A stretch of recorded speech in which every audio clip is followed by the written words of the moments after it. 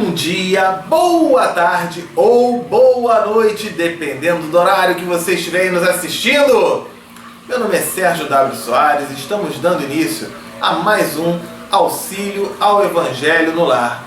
Este é o de número 150, onde vamos estudar aqui Evangelho segundo o Espiritismo. Estou dando um zoom aí na sua tela, mais um, eita, vou quase cair da mesa aqui. Ufa, quase que eu caio. Caramba, Evangelho segundo o Espiritismo, capítulo 18. Muitos os chamados, poucos os escolhidos. Itens 13 ao 15. Dar-se-á aquele que tem.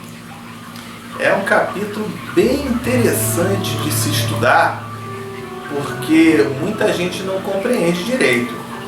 Como é que é? Jesus disse dar-se-á aquele que tem, mas ele tem, então ele não precisa. Mas ele fala assim, tirar-se-á daquele que não tem. O quê? Jesus falou isso? Dar-se-á aquele que tem, tirar-se-á daquele que não tem? Isso não faz o menor sentido. Então aquele que não tem, o cara já não tem nada e eu ainda vou tirar dele. Que coisa contraditória é essa? Daqui a pouco vamos estudar e vamos entender isso aí direitinho. Tá legal? Bom, nossa página na internet, você está vendo aí na tela, www.evangelhonolar2012.blogspot.com. Entrando lá, você vai encontrar o texto do Evangelho, o texto da página de preparo. Hoje, por exemplo, é do livro Pão Nosso, do Emmanuel, que foi psicografado pelo Chico Xavier. Então, encontra todo o passo a passo de como fazer o Evangelho no lar. Você vai encontrar o significado das palavras mais difíceis. Logo em parênteses, ao lado delas, a gente coloca o significado. Para quê? Para você não ter que ficar interrompendo o estudo ou parando o estudo tentando descobrir o significado de algumas palavras. Olha só, hoje, por exemplo, palavras como charrua, cisânia, arrotear. Você arroteia? E aí, você arroteia ou você não arroteia? E agora, né? São palavras que para muitas pessoas é um pouquinho complicado. Então a gente coloca esse facilitador aí. A gente coloca, além de tirar dúvidas, o nosso e-mail à disposição. Qual é o e-mail? amorperdãoefé@gmail.com. Então pode tirar suas dúvidas, perguntar, a gente sempre responde. Tá legal? E para quem curte Facebook, você está vendo aí, ó, facebook.com/Evangelho no Lar 2012. Mais do que curtir, compartilhe. Na hora de compartilhar, você dá a oportunidade aos seus amigos, né, de verem isso, de conhecerem, de encontrarem esse caminho, essa luz, né, esse esclarecimento com esses estudos, as lições que Jesus nos transmitiu. Hoje é um programa especial, né? O número 150. Eu sempre gosto, a cada 50 programas, de fazer um comentário, né, sobre algumas pessoas que nos incentivam. A gente começou a fazer isso para 3 pessoas. Eu comecei gravando 3 programas para 3 pessoas.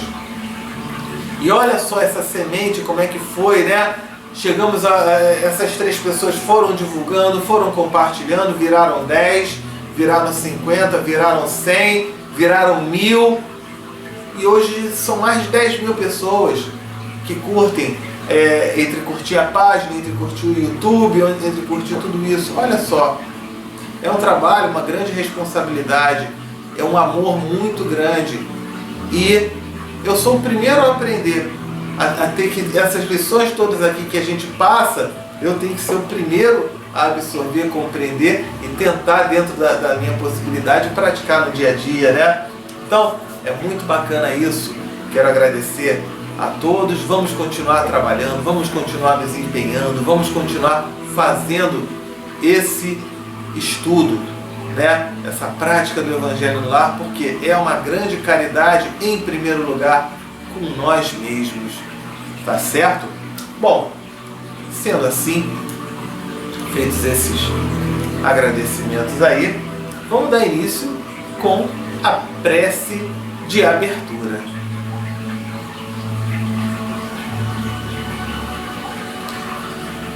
Querido Deus, amado Mestre Jesus, benfeitores, espiritualidade amiga que se faz presente hoje, obrigado por esta oportunidade de estudo, de aprendizado, de conhecimento, de reflexão. E que diante dessas lições possamos nos melhorar cada vez mais, avançar em direção ao alto, tornando-nos instrumentos do bem, do amor, da caridade, do auxílio ao próximo. Desde já agradecemos a presença dos anjos guardiães que aqui estão, os encarnados e desencarnados que nos acompanham, e que possa o estudo de hoje transcorrer num clima de muito amor, muita paz e muita alegria. Muito obrigado. Que assim seja, graças a Deus. Então, vamos lá, né? Página de preparo, livro Pão Nosso. O autor é o Espírito Emmanuel, quem psicografou foi o Chico Xavier. É o capítulo 72, que fala, contempla mais longe. Então, vamos entender isso aqui. Deixa eu abaixar um pouquinho o som, acho que ficou muito alto. Ele vem aqui com uma citação de Jesus que foi anotada por Lucas no capítulo 6, versículo 38. Então Jesus falou o quê? Porque com a mesma medida com que medirdes, também vos medirão. Se eu uso o mesmo critério que eu utilizar com o meu próximo, será utilizado comigo. Ele é bem claro em relação a isso. Por isso ele fala, ame, faça com alegria, faça com caridade, faça com boa vontade. Por quê? Se eu fizer assim, é assim que farão comigo. Faça de mau humor, faça com raiva, faça chateado, faça aborrecido, é assim que farão com você. E aí nessa hora a gente reclama, né? Pô, que sujeito mal educado. Ah, que atendimento ruim. Ah, que coisa chata. Mas olha o que eu faço. A gente vai colher o que planta. Então, o Emmanuel explica o que? Para o esquimó, o céu é um continente de gelo sustentado a focas, né? Ou seja, ele ali se alimenta das focas. Para o selvagem da floresta, não há outro paraíso além da caça abundante. Para o homem de religião sectária, adepta, né, que segue aquela religião, a glória de além-túmulo pertence exclusivamente a ele e aos que se lhe afeiçoam. Tem gosto, tem afinidade, ou seja, aquele cara pertence a uma religião e ele entende que quando morrer, ele vai para um lugar que só vai ter gente daquela religião. Para o sábio, este mundo e os círculos celestiais que o rodeiam são pequeninos departamentos do universo. Transfere a observação para teu campo de experiência diária e não ouvides, não esqueça que as situações externas serão retratadas em teu plano interior, segundo o material de reflexão que acolhes na consciência, guarda na consciência. Então o que ele está querendo dizer? Lá no Polo Norte, o esquimó vive dentro daquela realidade. Na floresta, vive com aquela outra realidade. No deserto, os habitantes de lá vivem numa outra realidade.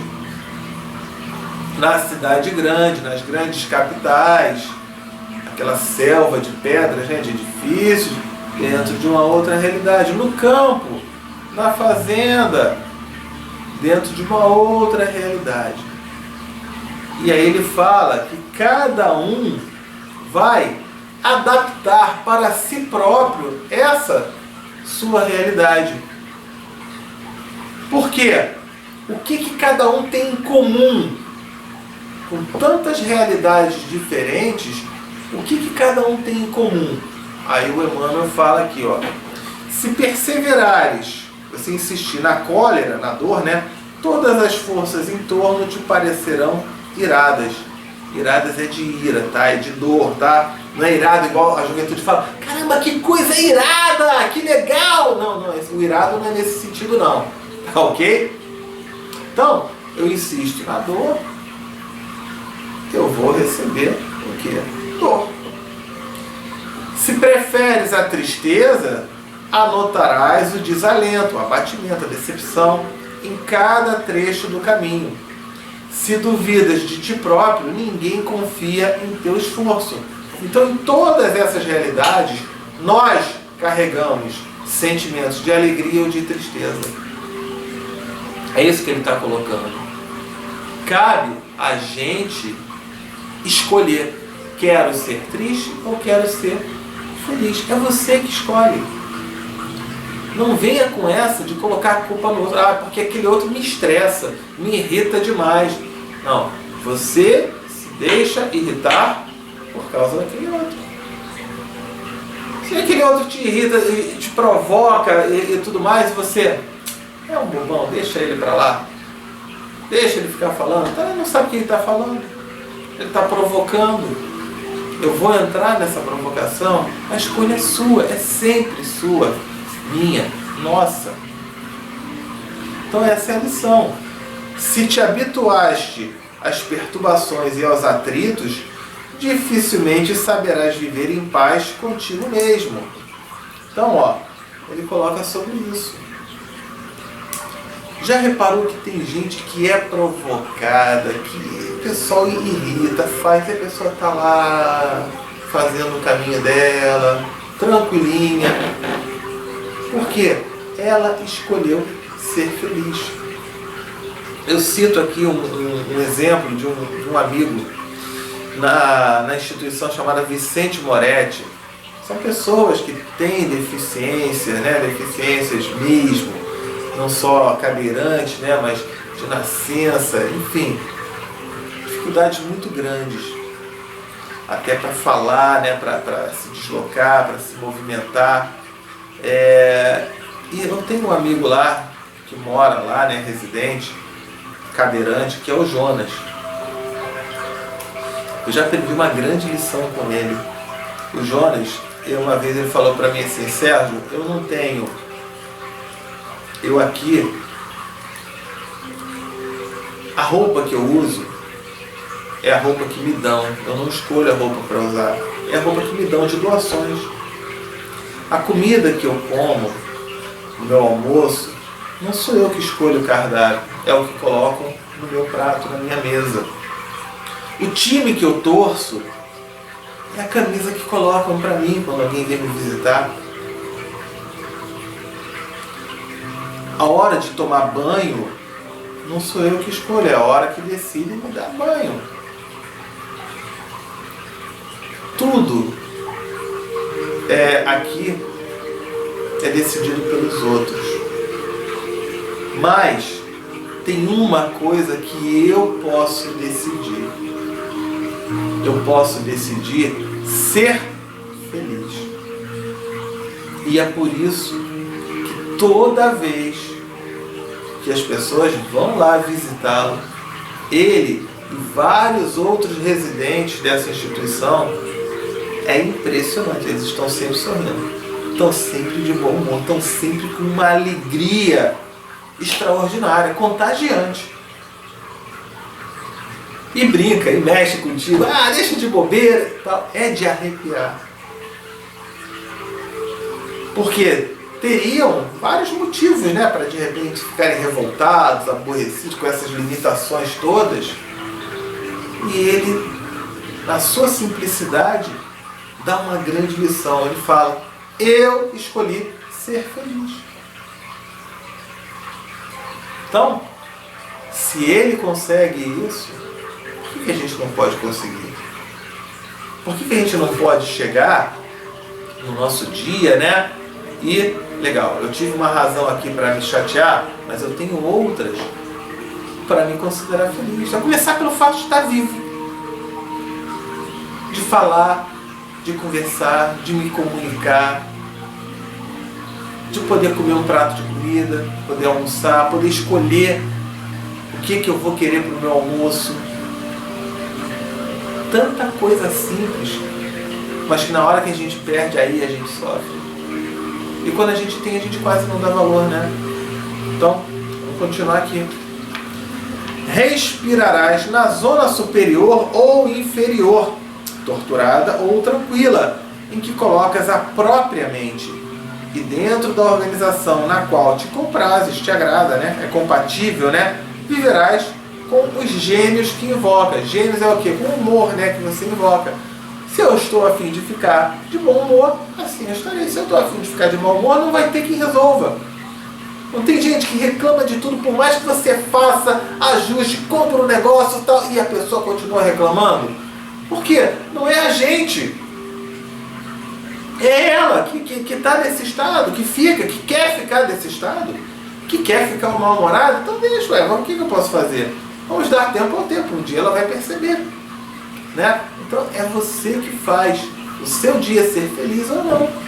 É você que escolhe, ok? Se te detens no repouso, poderás adquiri-lo em todos os tons e matizes, né? E detalhes, né? E se te fixares no trabalho, encontrarás 1000 recursos diferentes de servir.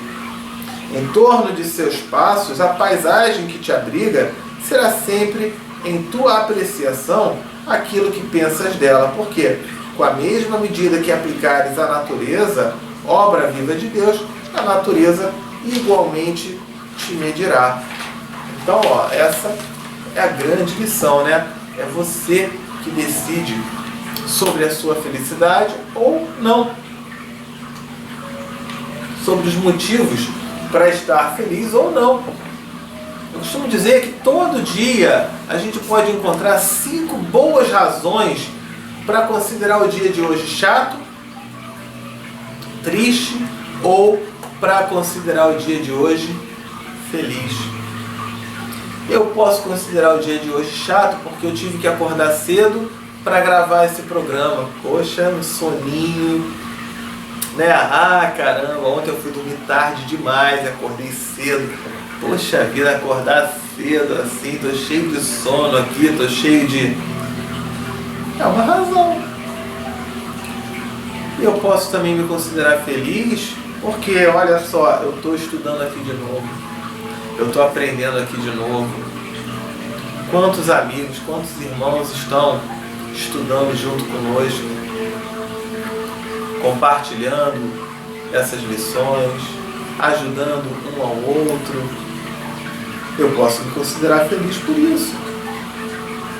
Acabei de dar uma razão para eu considerar que esse momento está sendo chato e acabei de citar uma razão também para eu considerar esse momento maravilhoso. E aí?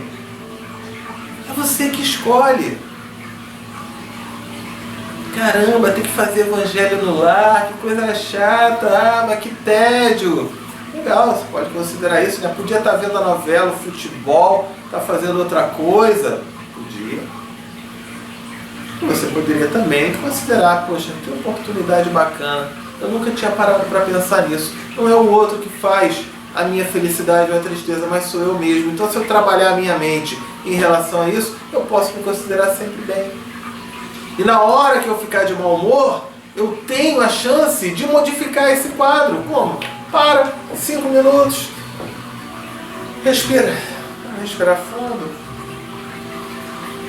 Aquilo ali aconteceu, me chateou, mas o que aconteceu de bom hoje? Nada, não aconteceu nada de bom. Aconteceu. Eu acordei, eu estou vivo, eu estou aqui, nesse momento. Eu tenho mãos, boca, nariz, olhos, ouvido para escutar,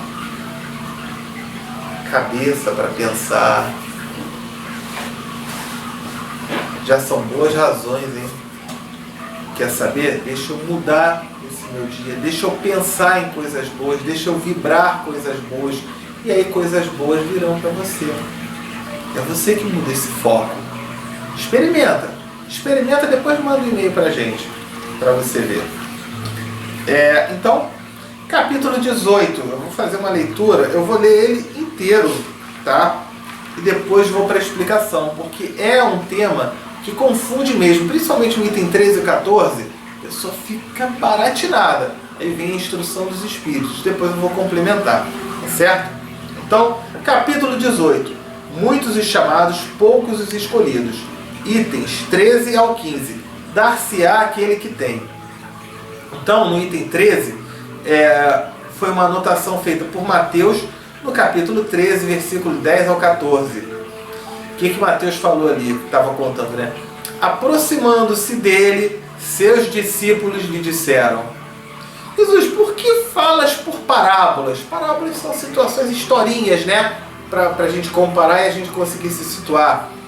Respondendo, disse-lhe ele: é porque a vós outros vos foi dado conhecer os mistérios do reino dos céus, ao passo que a eles isso não foi dado. Então, quando ele faz as parábolas, né, ele dá a oportunidade daquele intelectual e daquela pessoa simples, através de uma historinha, conseguir compreender, de um exemplo, né, conseguir compreender melhor. Porque aquele que já tem, mais se lhe dará, e ele ficará na abundância. Aquele, entretanto, que não tem, mesmo que tenha, vai ser tirado. Por isso é que eles falam por parábolas, porque vendo, nada vês, e ouvindo, nada entendem, nem compreendem. Neles se cumpre a profecia de Isaías, quando diz: ouvireis com os vossos ouvidos e nada entendereis. Olharei com os vossos olhos e nada vereis. Se você não for médium vidente e audiente, audição, você vai olhar para cá e vai falar que não tem ninguém. Você vai falar que não tem nada. Porque a gente é cego. A gente não compreende. E à minha direita tem um espírito de luz, vibrando com esta oportunidade. À minha esquerda tem alguns espíritos que vieram para estudar conosco, vibrar esse estudo. Sérgio, o que? Tem tudo isso, eu vou desligar isso agora. Não desliga não, fica tranquilo. Na nossa prece, a gente não pede a proteção dos espíritos de luz, estamos protegidos. Fique tranquilo. A gente não vê. E quando a gente não vê, a gente não compreende aquela pergunta 459. Podem os espíritos nos influenciar? Muito mais do que isso, são eles que nos conduzem. Então a gente é cego. Precisamos de exemplos, de lições, de parábolas, de comparações para poder entender. Vamos lá. Item 14. Tende muito cuidado com o que ouvis, com o que você ouve, porquanto usarão para convosco da mesma medida de que vos houverdes servido para medir os outros. E ainda se vos acrescentará, pois ao que já tem dar-se-á, e aos que não têm, até o que tem, se lhe tirará.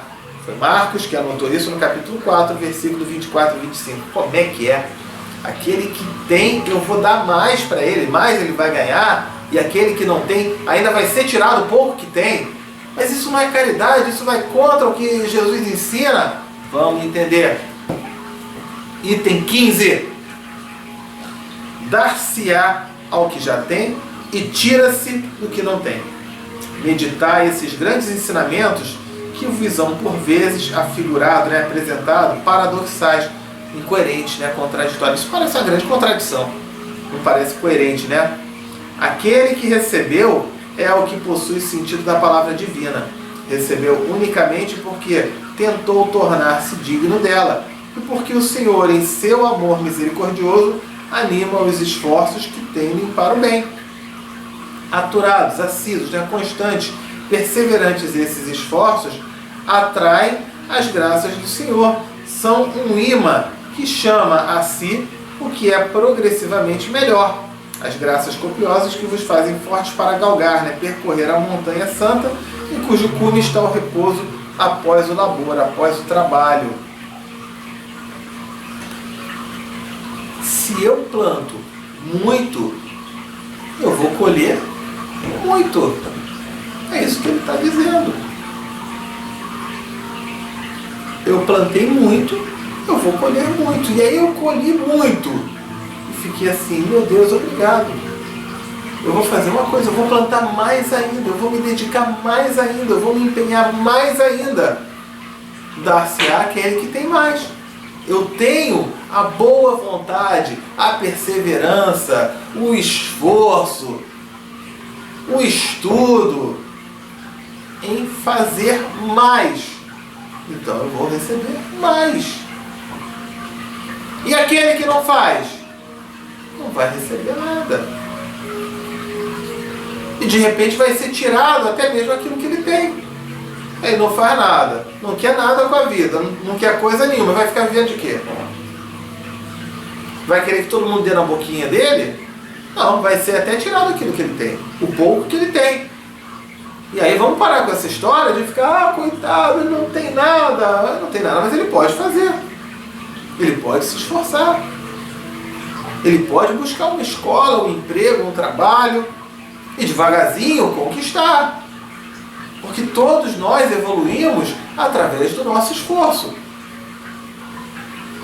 Por mais que a gente faça uma caridade, uma doação, aquilo tudo, a doação, esse auxílio, ele deve servir como, opa, matei minha fome hoje, que legal. Consegui tomar um banho hoje, que legal. Consegui ganhar uma roupa hoje, que legal. Amanhã eu ganho outra. Amanhã eu ganho outro almoço. Não vou fazer nada não. Vai evoluir, vai progredir, vai conseguir? Não. E aí aquele que está dando vai falar assim, pô, eu estou dando isso pro cara, o cara não quer nada, rapaz. O cara fica ali parando, fica ali na dele. Não vou fazer isso não. Esse auxílio, para quê? Para a gente despertar, né? Caramba, eu passei por isso, eu recebi uma ajuda, deixa agora eu trabalhar, me empenhar, me esforçar, para quem sabe eu ser instrumento de auxílio lá na frente, né? É isso que ele coloca. Dar-se-á aquele que tem, tirar-se-á daquele que não tem. Tira-se do que não tem ou tem pouco. Tomar isso como uma antítese, né? Uma contradição figurada.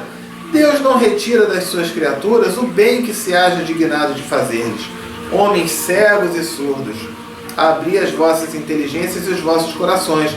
Vede pelo vosso espírito, ouvi pela vossa alma, e não interpreteis de modo tão grosseiramente injusto as palavras daquele que fez resplandecer-se, né, luminoso, brilhante aos vossos olhos, a justiça do Senhor.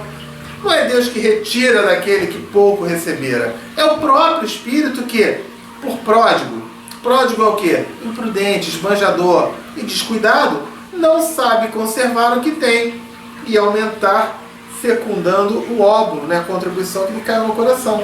Então ele teve a chance, teve a oportunidade. Uma vez um amigo estava falando, né? Poxa, Sérgio, eu estou com dificuldade, eu preciso arranjar um emprego, eu preciso arranjar um trabalho e tal. E aí a gente falou, pô, manda um currículo pro fulano, ó, eu conheço o fulano, manda um currículo para ele que ele está fazendo seleção de pessoal e tal. E aí depois ele voltou a reclamar, não consegui não. Mas você mandou o currículo? Não, mandei não. Ué, então não está reclamando de quê? Foi tirado aquilo aquela chance que ele tinha. E aí ele continua reclamando. Às vezes é necessário. E às vezes vai ser necessário até aquela reclamação que ele está fazendo, aquela lamentação. Por isso tirar-se-á daquele que tem. Por quê? O nosso papel é agir, é fazer, é se mexer, é movimentar. Então aquele que só lamenta, não tem, não consigo emprego, não dá nada não, tirar-se-á daquele. Ele vai ficar tão sem nada, talvez perca a casa, perca alguma coisa assim. Você está rogando praga? Não, não é isso não. É uma realidade, é causa e efeito. Por ele não fazer nada, ele não vai ter nada. Mas as contas no final do mês vão chegar para ele pagar. E aí, quem sabe ele venha a agir, a buscar um trabalho, a se mexer, aí não pela lamentação, mas pela necessidade. Se eu não me mexer agora, eu vou passar fome.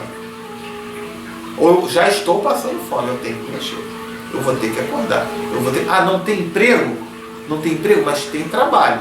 Se eu catar latinha, se eu pegar latinha aqui, tal, eu vou e consigo fazer um trocado. Eu consigo pagar meu almoço de hoje. Eu já não fico com fome. E catando a latinha e fazendo outro negócio ali num horário que eu esteja livre, eu vou pôr. Olha só. É isso que ele coloca. Dar-se àquele que tem, tirar-se daquele que não tem. Nesse sentido. Por causa e efeito. Ok? Aquele que não cultiva o campo que o trabalho de seu pai lhe granjeou, lhe conquistou, né? E que lhe coube em herança, não vê cobrir-se de ervas parasitas. O pai chegou. Por que você vê muito filho, né, que ganha uma herança, uma fortuna do pai, e daqui a pouco fica pobre? Porque ele não valoriza aquilo. Porque ele não utiliza. Porque ele chega, opa, dinheiro, vou gastar, comprar um iate, uma mansão, fazer noitada, farra, e gasta tudo. Tirar-se era daquele que não tem. Ele não tem a vontade de trabalhar, de estudar, de valorizar aquela chance. Quantas vezes acontece isso conosco? A gente não dá valor àquilo que tem. E não conserva, e não preserva. Isso vai desde o nosso trabalho material aos nossos relacionamentos com as pessoas que nos amam, com os filhos, com os pais, maridos, esposas. Na hora de namorar, né, é romântico, é carinhoso, dá beijinho, dá carinho, meu coisinha aqui, meu coisinha ali, meu docinho. Aí depois que casa, né, meu gatinho, minha gatinha, os bichinhos são sempre pequenos, né? E em quantos casos que depois do casamento, o bicho muda de tamanho, né? Muda de forma. Meu gatinho, minha gatinha, seu porco, sua porca, sua baleia, sua anta, os bichos crescem, né? E aí você quer o quê? Não é? É você que fala, é você que fala isso, que chama. Disfarça. Não, olha pra cá, disfarça. Mas cabe a reflexão, né? Não dá valor para não perder, porque depois que a gente perde, aí a gente chora, aí a gente lamenta. E aí é nada mais, nada menos que um efeito daquilo que a gente está plantando, né? Então, se a falta de cuidado deixou fenecesse, né, que morressem as sementes destinadas a produzir nesse campo, é a seu pai que lhe cabe acusar por nada produzirem ela. Meu pai me deu uma herança, uma terra aí, só tem erva daninha, só tem praga, não nasce nada ali, não tem nada ali. A culpa é do pai dele. Não, a culpa é do cara que não plantou, que não aprendeu a cuidar, que não aprendeu a mexer. Você quer ver um exemplo? Vou falar aqui de mim, um detalhe rapidinho. Eu tenho um aquário, vocês já devem ter visto, um aquário grandão, às vezes no Minutos de Espiritismo, né? Que eu faço alguns vídeos e aparece esse aquário. E volta e meia tem pessoas que falam, eu ganhei um aquário, mas o aquário era ruim. Eu tinha os peixinhos, mas os peixes morriam todos. Não dava certo, não funcionava. Peixe comigo não dá legal não funciona legal não. Meu aquário tem 300 litros, o único trabalho que eu tenho é à noite botar um pouquinho de ração, mais nada. Nada, não faço nada. Dos bichos que eu tenho é o que menos me dá trabalho. Mas por quê? Quando eu ganhei o aquário, ao invés de eu ficar, caramba, tá morrendo, morre peixe assim, morre peixe, eu fui entender como é que funciona.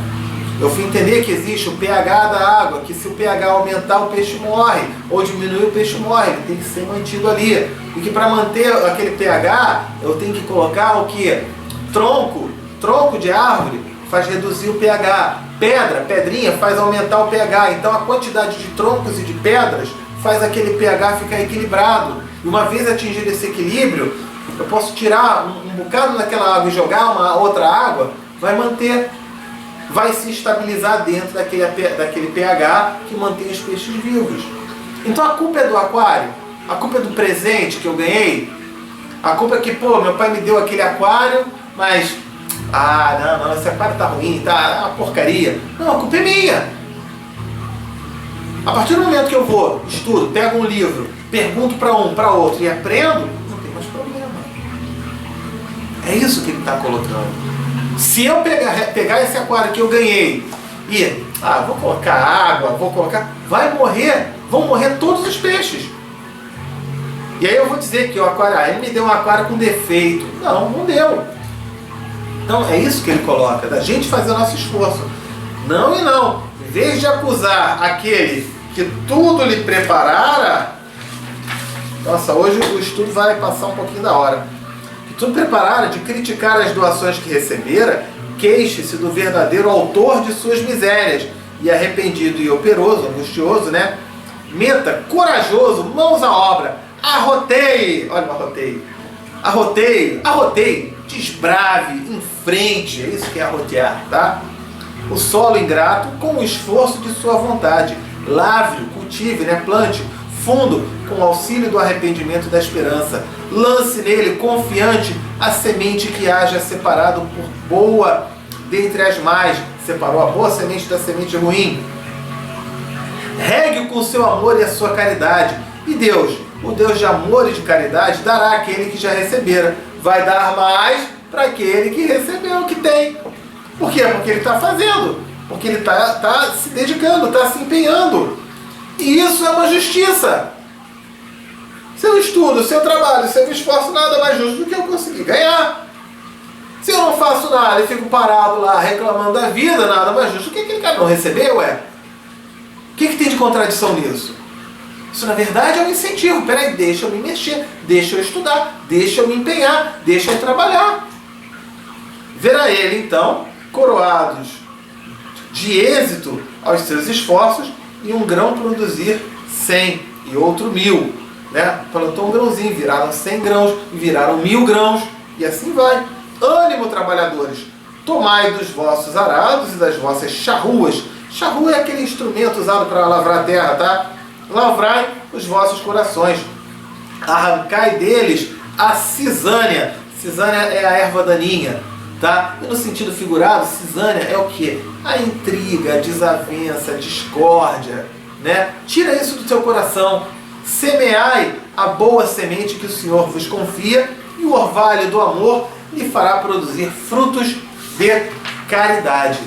Deu para entender então aí? É contraditório? Vai dar-se aquele que tem, vai tirar-se daquele que não tem? Não tem contradição nenhuma. Agora eu acho que deu para entender, né? É um estudo um pouquinho complexo, de falar igual um foguete, né? Muito rápido para poder a gente fazer isso dentro do horário que a gente prevê. Então vai ter um atrasozinho aí. Mas vamos agora então, aquela vibração, aquela prece. Se você quiser dar uma pausada, pausa, né? Vamos respirar. Vamos fazer aquela prece, vibrar pelas pessoas queridas. Quando eu disser pausou, é para você mencionar o nome dessas pessoas queridas. Depois vamos fluidificar a água, tá? Já vai pegando também o copo aí, a garrafa. E vasilhando. Vamos lá então, prece.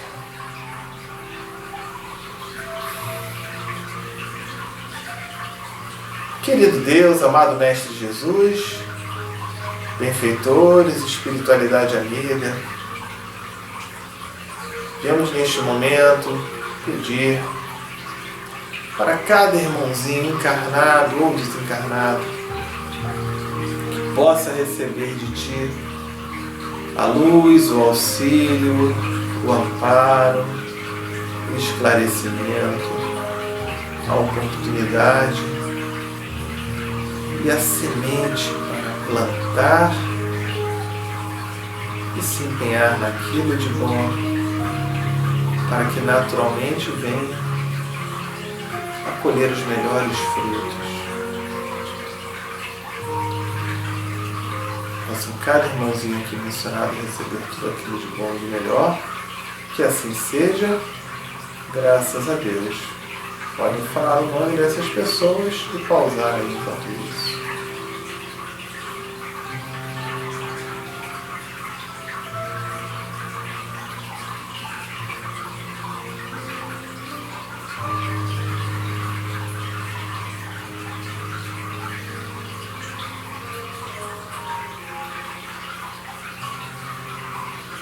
Soltou o pause. Fluidificação da água. Você está vendo aí na tela o programa Minutos de Espiritismo? Procura o 23, água fluidificada, que é como funciona. Tem todo o ensinamento aí, né? Já pegou então a garrafa, o vasilhame, eu já estou aqui com o meu, colocar as mãos sobre ela, né? E fazer a prece. Vamos lá. Querido Deus, amado Mestre Jesus, benfeitores e espiritualidade amiga, viemos neste instante pedir-lhe para que possa esta água, neste momento, receber os melhores fluidos, as melhores vibrações e energias, de maneira que, ao contato dela com nossos organismos, possa nos proporcionar tudo aquilo de bom, importante e necessário. Muito obrigado, que assim seja, graças a Deus. Então, coloquei aqui a água, estou colocando aqui no meu copo.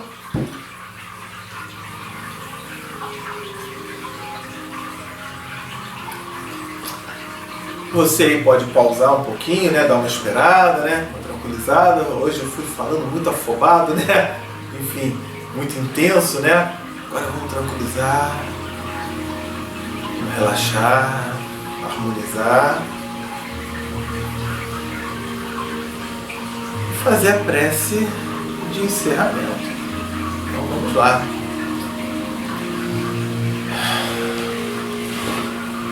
Querido Deus, amado Mestre Jesus, benfeitores e espiritualidade amiga, muito obrigado por mais esta oportunidade que nos foi dada ao estudo, ao aprendizado, ao conhecimento, à reflexão, ao esclarecimento daquilo que parecia tão confuso e agora está tão claro,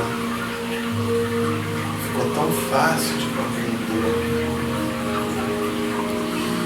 E a partir do momento ficou tão fácil,